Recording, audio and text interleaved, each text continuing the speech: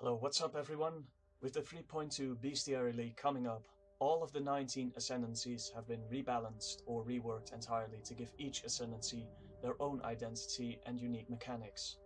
With this series, I aim to showcase every ascendancy and expand on their possibilities before the league starts. I'll start each ascendancy with a short overview of its theme in the game and their notable points. I'll follow up with 3 specific builds that synergize well with the ascendancy, and at last I'll provide my personal opinion of the changes to that particular ascendancy. Since 3.2 is at our door, the builds will be potential league starters and I'll try to be as new player friendly as possible. So let's get back a few days and start with the Chieftain. The Chieftain is a fire empowered marauder who uses ancestral blessings to empower himself in battle. The Chieftain's main focus is on enhancing his fire-based attack or totems to deal damage. He sustains his defenses with life regeneration, endurance charges, and additional layers of defense to his totems. First up is Tavo, Forest Strength. It gives you life regeneration per endurance charge and fire damage per endurance charge for you and your totems. Followed by Ramako, Sun's Light. It gives you a ton of fire resistance, life regeneration, especially when you've taken fire damage from a hit recently, and some physical damage mitigation taken as fire damage, and you're unaffected by Ignite. These points are really good to sustain your Righteous Fire. With 6 endurance charges, the Chieftain is able to get at least 7% life regen, which is around half of what a Righteous Fire character needs. With the 100% fire resistance and a level 17 Purity of Fire skill, you will cap your fire resistance, which gives you a ton more options in terms of gearing your character. Furthermore, the points also provide physical damage mitigation. Combined with the life regen and the endurance charges, these points provide an excellent defensive layer for endgame characters, hardcore characters, or labyrinth farmers. Towards the middle, Namahu, Flames Advance. 50% of physical damage is converted to fire damage. Damage penetrates 10% fire resistance, and every 10 seconds you gain 100% of your physical damage as extra fire damage for 3 seconds. Followed by Hinekora, Death's Fury. 1% of your fire damage is leached as life.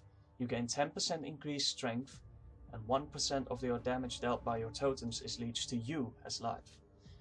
And 10% to cover rares and unique enemies in Ash for 10 seconds, which basically makes them have 20% less movement speed and 20% increased fire damage taken, which is a more multiplier.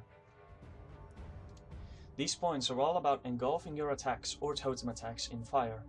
Combined with the Avatar of Fire keystone from the passive tree, these 4 points will allow you to convert any of your attack skills to fire. Without Avatar of Fire, the skills such as Molten Strike or Infernal Blow will convert all of your physical damage to elemental damage, allowing you to use elemental based support gems and passive points, and you can use the fire penetration efficiently. It also provides a juicy wheel of extra fire damage and some increased fire damage taken by your enemies. On the defensive side, these points slow enemies by 20% and you and your totems leech some of the fire damage. Currently, Molten Strike is a very strong and efficient skill due to the Wildfire Threshold Jewel and the previously released support gem Ancestral Call. Spreading a lot of spaghetti balls around the battlefield makes Chieftain Molten Strike a great character to start the league. Going down, Arohungui, Moon's Presence. Enemies near your totem deal less damage and take increased physical and fire damage.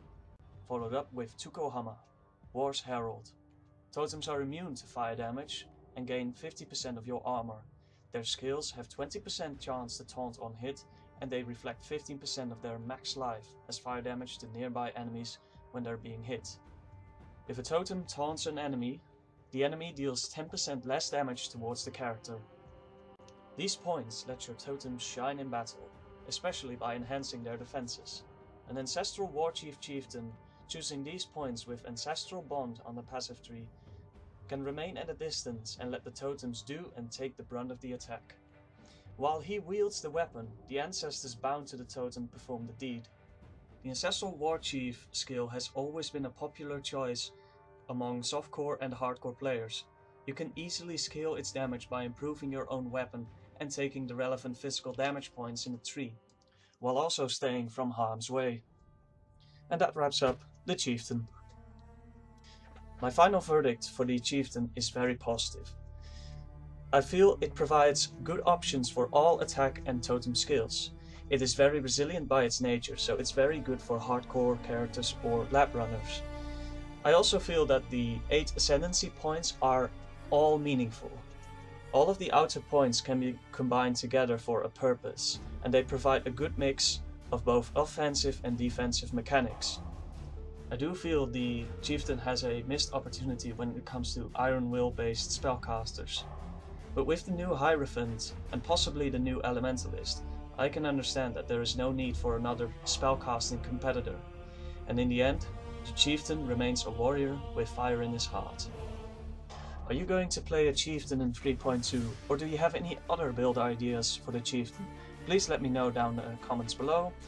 If you want to see me build a Chieftain League starter in detail, please vote Chieftain in the poll system in the description below this video. And if you like it, you know what to do. Good day, and see you in 3.2. Arongunu.